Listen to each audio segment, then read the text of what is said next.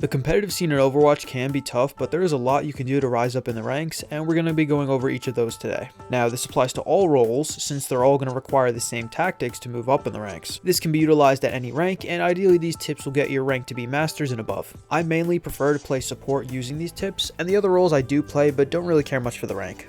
If you're new here and enjoy this kind of content, be sure to leave a like and subscribe, and let's get started. You're going to notice that a lot of these bounce off each other, and the reason for that is because they're all important and work synergistically. Starting off with arguably the most important one is communication and coordination. You're going to want to use mics and communicate with your team. You need to work with your team. Don't just run off and do your own thing unless it's part of a coordinated plan. You need to group up or regroup often, normally close to the tank, whether to push a point or back away from the enemy. That's going to be a core aspect that can help. Next is understanding your role, be it tank, damage, or support. In a very broad sense, tanks are the front line and protect everyone to an extent while keeping the opposing tank in check and getting eliminations. Damage characters are made to get massive eliminations but need lots of support, and supports are made to use their abilities to power up the team, be it damage amp, speed up, massive healing, as well as get eliminations. Next is understanding the map and hero swapping. Every map is unique, and oftentimes using the same hero on each map might not be the best call, so you're going to learn over time what maps work best with what heroes, as well as what heroes you need to counter the opposing team's heroes. Hero swap is what makes Overwatch unique, and it keeps both teams on full alert, so swap when it's necessary to combat them, which leads directly to the next point. Not being a one trick, you gotta learn more heroes and tactics.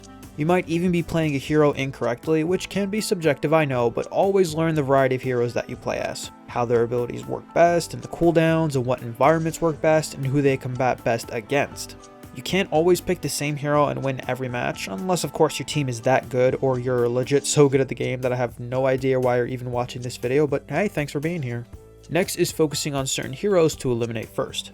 An example is a sniper widow or sojourn, or an extremely good support that keeps healing. They might be in the back line, so again, coordinate and try and flank. Don't just aim down the tank that's constantly being healed or has a load of DPS coming from behind it. Coordination is so important, and you need to decide who to aim down first. Normally the supports are a good start or specific DPS, and in some occasions their tank might be the hardest one that you're all dealing with, so this is where teamwork and strategy really comes into play. Next, and this is a big one, don't farm damage or heals. Yes, it's extremely fun to see the numbers go up, and in certain cases it does help alt charge pile up faster for good combos with your team, but for comp you really want to focus on getting eliminations, protecting your allies, and supporting them during the match. Next we have timing your ultimate and abilities.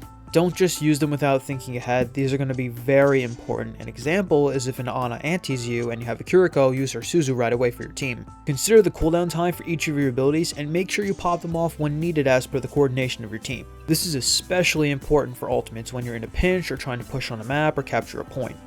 Next is individual accountability. Making even a couple mistakes a match can lead to a loss. Each teammate has to pull their weight. While yes, certain people can be so skilled they can carry the group, as you go up in the ranks, each and every single person needs to pull their weight. And even if one person doesn't, the chances of losing are going to be much, much higher. Now with all that said, this last one is the most important. Have fun. Yes, competitive can be stressful and losing can be annoying, but at the end of the day, this is just a game. Do your best to follow these, as well as any other tips that you can find, and I'm sure whatever rank you are, over time it's going to improve.